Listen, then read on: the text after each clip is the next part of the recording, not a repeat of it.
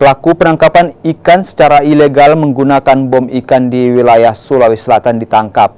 Polisi juga menetapkan 4 pelaku sebagai tersangka. Keempat tersangka masing-masing Wahyudi dan Supriyadi, warga Pulau Kodingareng, Makassar, Sulawesi Selatan.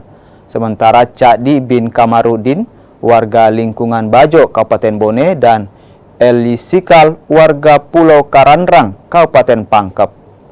Pengungkapan praktik illegal fishing dilakukan polisi sejak Januari hingga Maret 2024. Barang bukti bahan pembuat bom ikan yang disita berupa 11 jerigen dan 27 botol berisi pupuk amonium nitrat, 5.300 batang detonator pabrikan asal India, 6 batang detonator rakitan, kompresor dan kapal jenis katinting.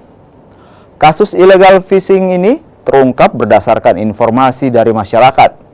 Para tersangka kini terancam hukuman 20 tahun penjara atau seumur hidup atau maksimal hukuman mati.